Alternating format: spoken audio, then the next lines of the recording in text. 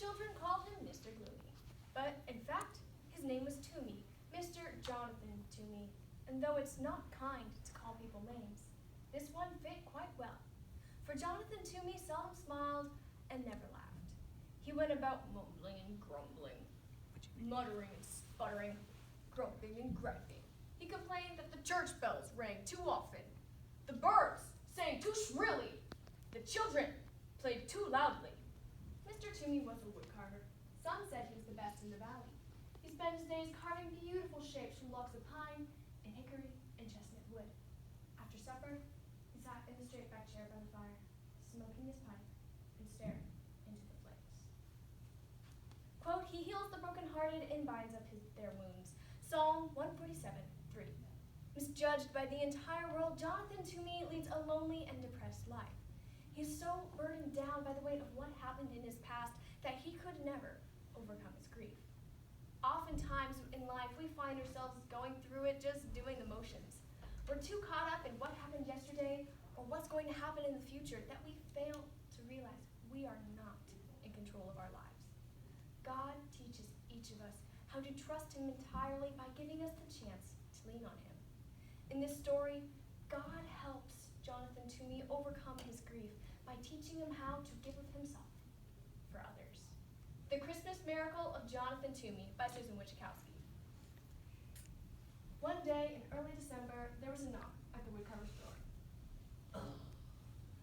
Mumbling and grumbling, he went to answer it. Excuse me, I'm the widow McDowell. I'm new in your village.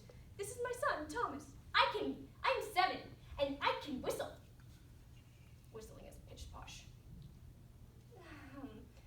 I need something carved, a very special set of Christmas figures.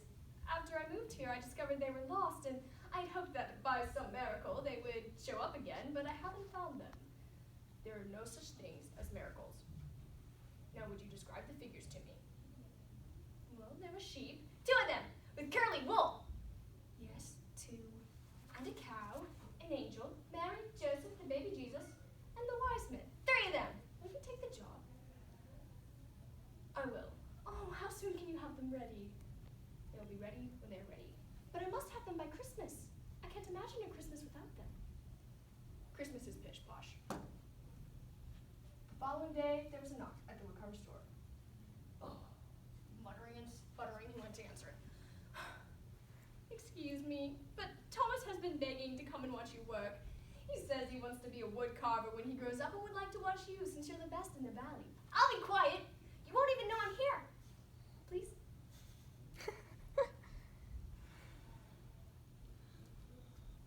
No talking, no jiggling, no noise. The widow McDowell handed Mr. Toomey a warm loaf of cornbread as a token of thanks. Then she took out her knitting and sat in the rocking chair in the corner of the cottage. Not there!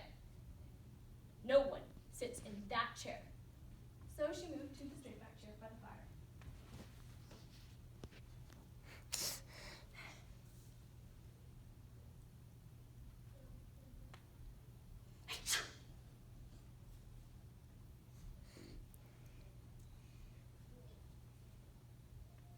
Mr. Toomey, excuse me, may I ask a question?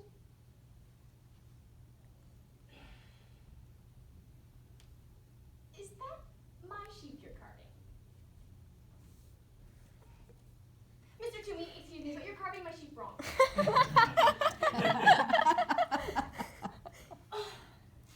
It's a beautiful sheep, nice and curly. But my sheep looked happy. Happy. That's pitch posh. It's a sheep. Sheep are sheep. They cannot look happy. My sheep did. It knew it was with the baby Jesus, so it was happy. It's time to leave. That evening after supper, the woodcarver sat down at his bench. He picked up the carving knife. He picked up the sheep. He worked until his eyelids drooped shut. May I watch again? The teapot is warm.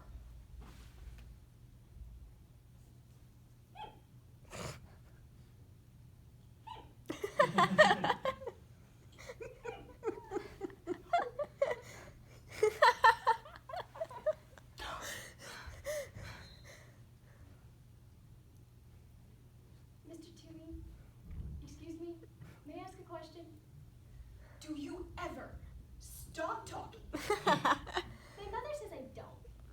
She said I could learn about the virtue of silence from you.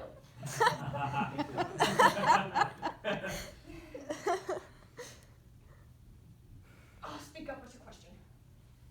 Is that my cow you're carting? Mr. Toomey, excuse me, but it's not right. My cow looked proud. Proud. That's pish-posh. It's a cow. Cows are cows. They cannot look proud. My cow did. It knew the baby Jesus had chosen to be born in its barn, so it was proud. It's time to leave. That evening after supper, the woodcarver sat down on his bench. He picked up the carving knife. He picked up the cow. He worked until his eyelids drooped shut. May I watch again?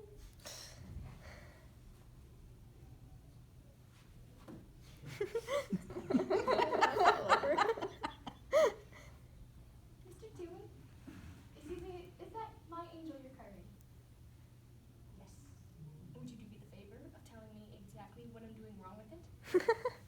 Well, my angel looked like one of God's most important angels because it was sent to the baby Jesus. Just how does one make an angel look important? You'll be able to do it. You're the best woodcarver in the valley. The following day, there was a knock at the woodcarver's door. He brushed the bedcomb from his beard and dusted them from his shirt and went to answer it. I'm about to begin work on the last two figures, Mary and the baby. Before I begin, can you tell me how they looked? Oh, they were the most special of all. Jesus was smiling and reaching up to touch his mother's face. And Mary looked like she loved him very much. Thank you, Thomas. Tomorrow is Christmas. Is there any chance that the figures will be ready? They will be ready when they are ready. The woodcarver did not eat supper that day. Instead, he began to sketch the final figures. Soon there was a mountain of crumpled paper at his feet. When he heard the church bells announcing Christmas service, he got up. Slowly, he opened the drawer beneath the cupboard. And from the bottom of the cupboard, he took out a picture frame. In the frame was a charcoal sketch of a young woman sitting in a rocking chair, holding a baby. The baby was smiling and reaching up to touch his mother's face. The village people didn't know it, but there was a reason for his gloom. Some years earlier, when Jonathan Toomey was young, full of life and full of love, his wife and baby had become very sick, and his wife and baby died 3 days apart from each other. When he took the picture frame over to his desk and began to carve, his hands were quick and sure. He carved all his images. The following day, there was a knock at the widow McDowell's door. Mr. Toomey, what a surprise! Merry Christmas! The figures are ready. From the box, he unpacked 2 curly, happy sheep.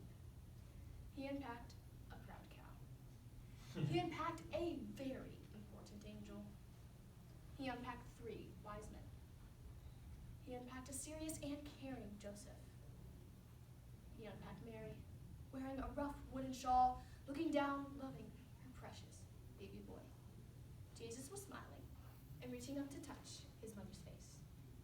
That day, Jonathan attended the Christmas Day service with the widow McDowell and Thomas. And that day, in the churchyard, the village people saw him throw out his head and laugh.